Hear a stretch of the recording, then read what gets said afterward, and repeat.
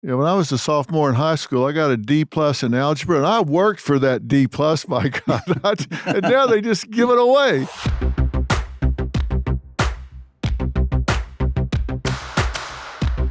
Welcome back to Fill in the Blanks. My guest today is a remarkable figure who has made a significant contribution, many in fact, in advocating for American Muslim voices and promoting the principles of liberty and freedom. Now, we have met before. I'm talking about Dr. Zuhdi Jasser. In the aftermath of the 9/11 attacks, Dr. Jasser founded the American Islam Forum for Democracy, AIFD, and the organization aims to provide an American Muslim voice that advocates for the preservation of the founding principles of the United States, particularly the Constitution, liberty, freedom, through the separation of mosque and state. And he is also author of A Battle for the Soul of Islam. He's a former U.S. Navy lieutenant commander, a physician in private practice of primary care at the Jasser Center for Comprehensive Care. He's former vice chair of the U.S. Commission on International Religious Freedom and a Republican candidate for Congress in Arizona's 4th District. So check out zforarizona.com.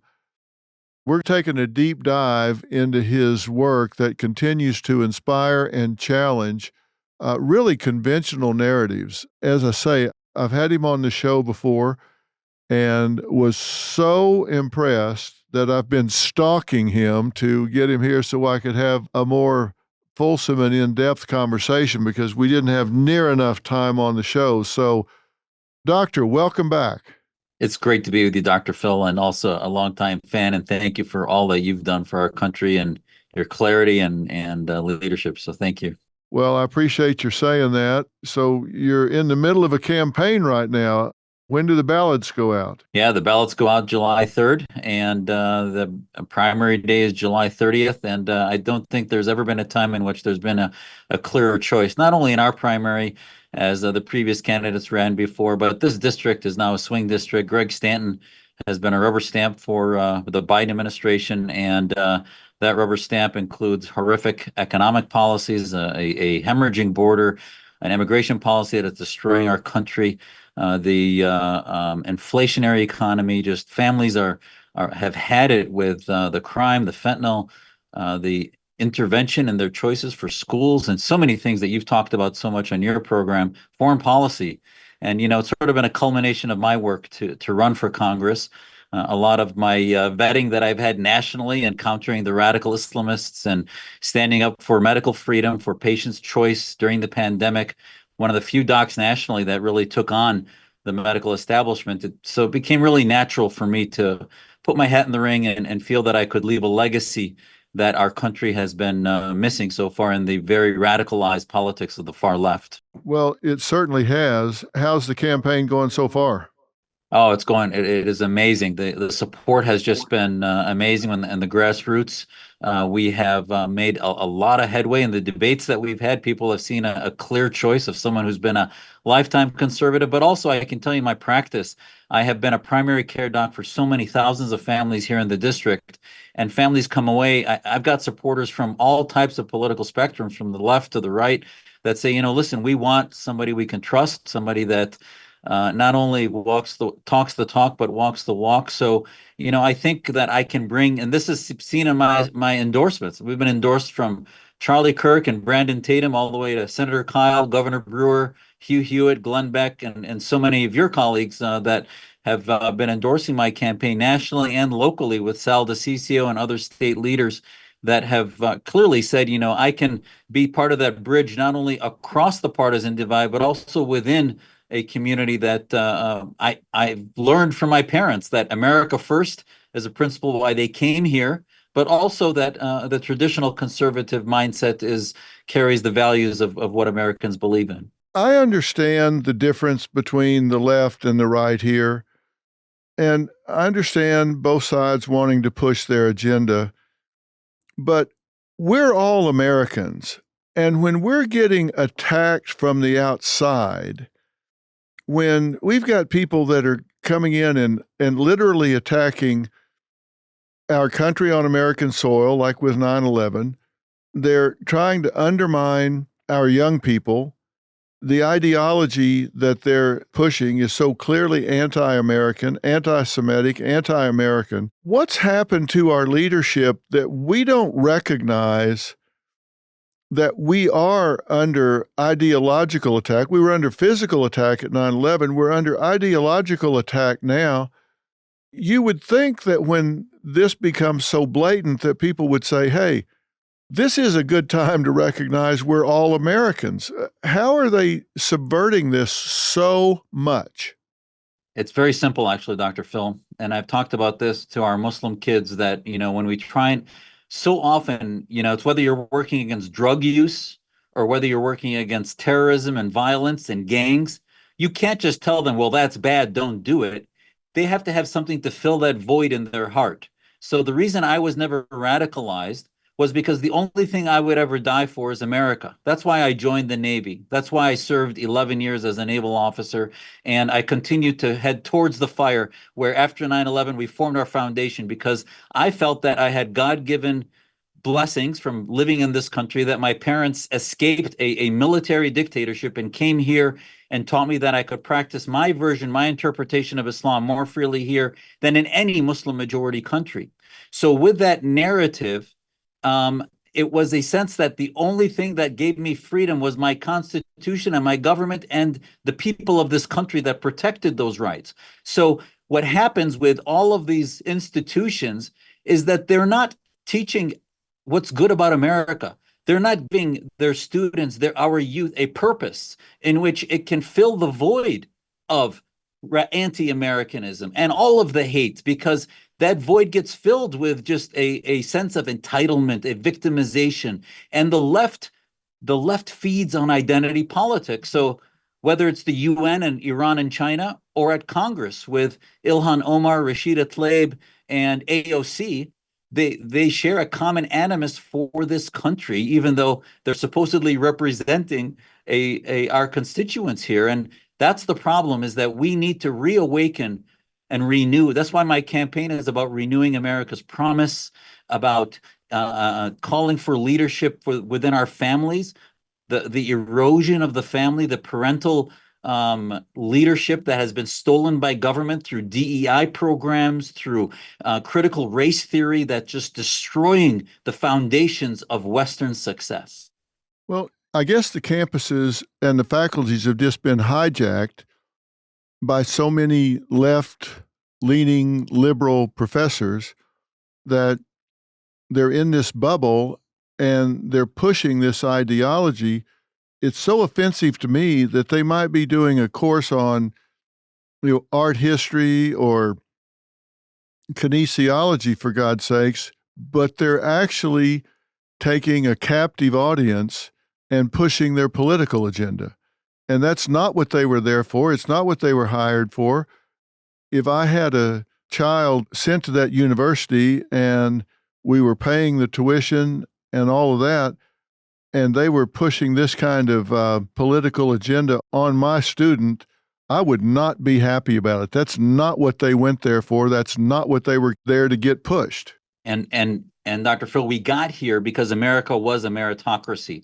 I'm going to give you two quick examples. Number one, I'm a medical officer. I was a medical officer in the Navy, graduated on a Navy scholarship from a private medical school in Wisconsin, Medical College of Wisconsin.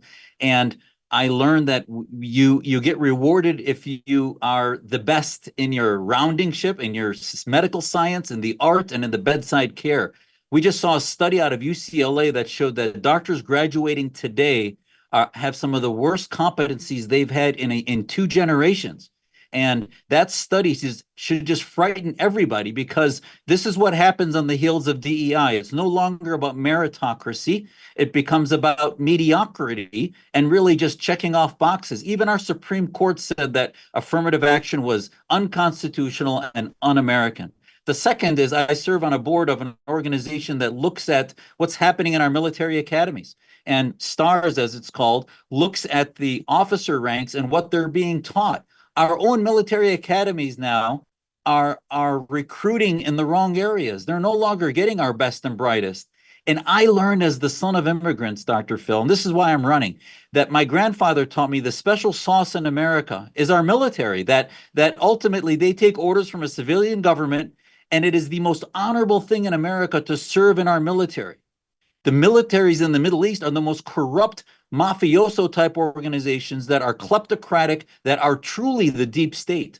And if we don't look at what's happening in our military today, where it's no longer a meritocracy, where it's no longer about our best and brightest wanting to serve and really just about checking off boxes, and they can't even use the word terrorism anymore because it might offend Muslims there, which is just, I find offensive, a bigotry of low expectations. And this is what's happening in the two major institutions that I've been involved in, which are medicine and military. I'm afraid that our entire educational system is quietly on the brink of collapse, that we're going to be without teachers.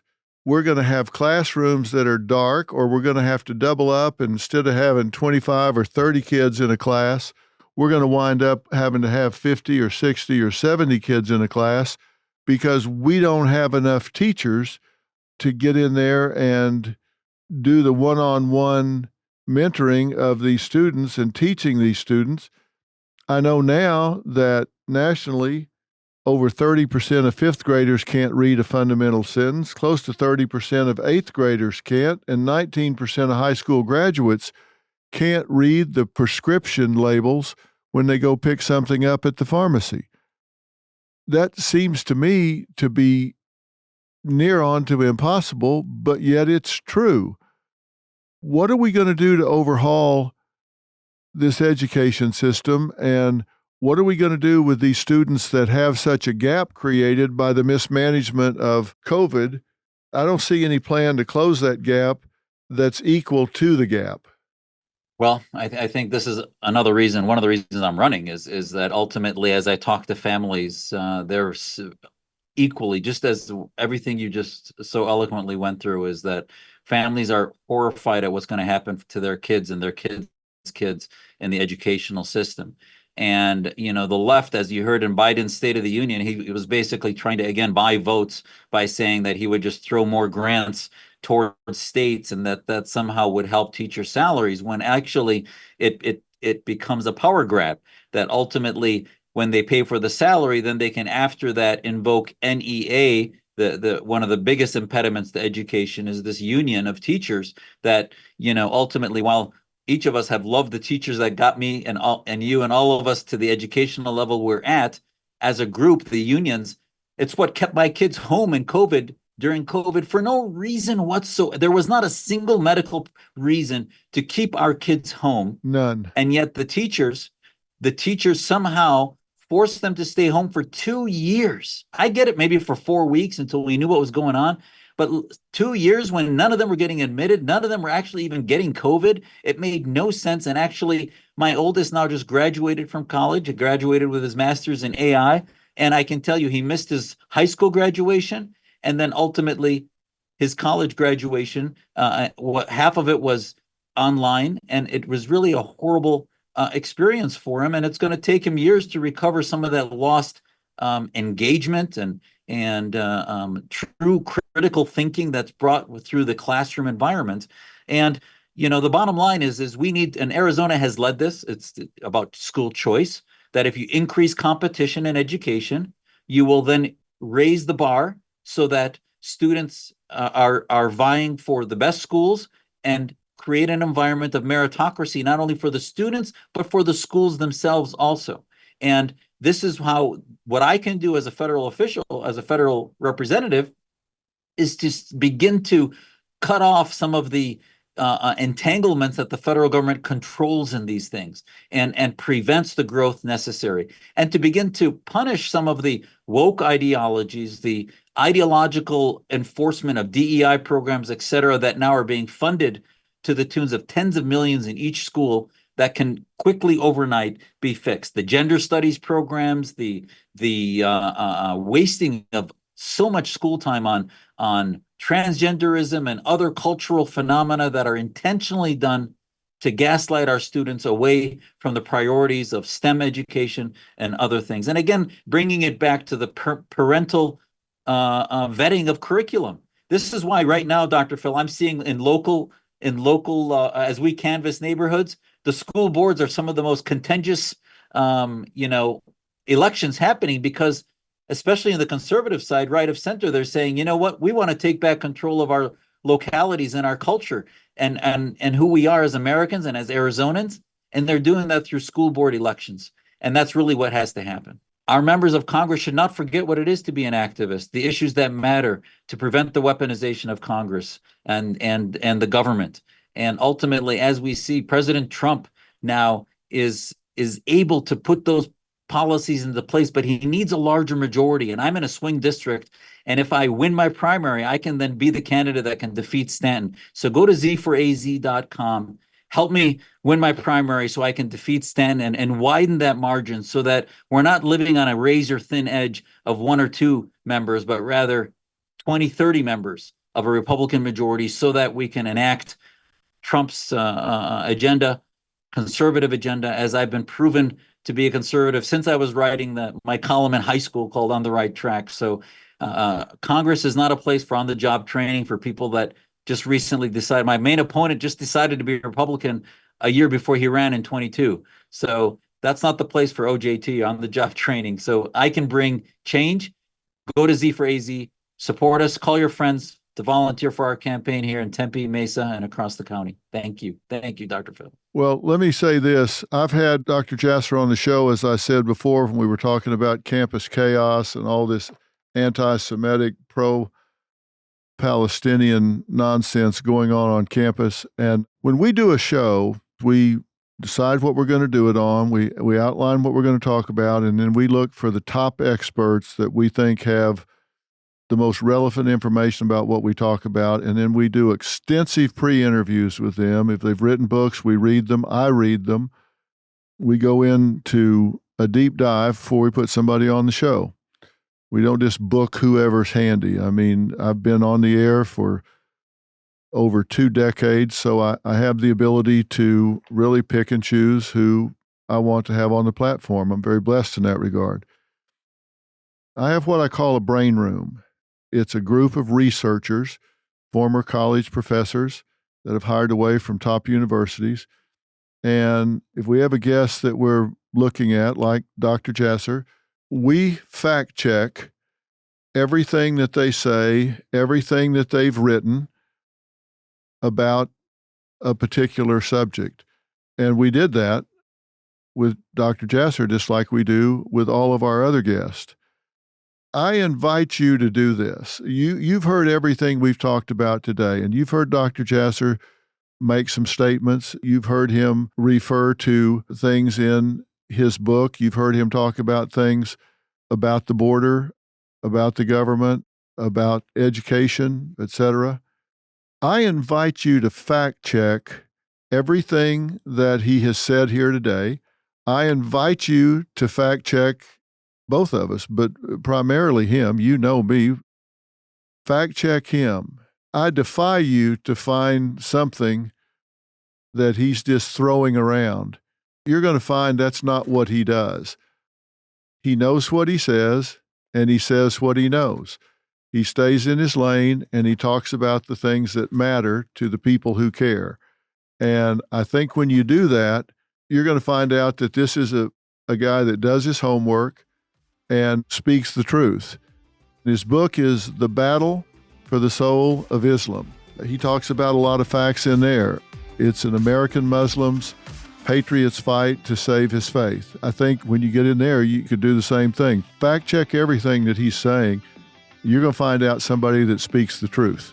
Then you can decide if it's the truth that you want to support. And I got a sneaking suspicion it is. Doctor, it's been my pleasure to talk with you again. I hope this is not the last time we get a chance to do this. We talked about a lot of things, but we did scratch the surface on some of them. And I know you're busy. I know you got a lot of stuff coming up, but I hope we can do this again soon. Anytime.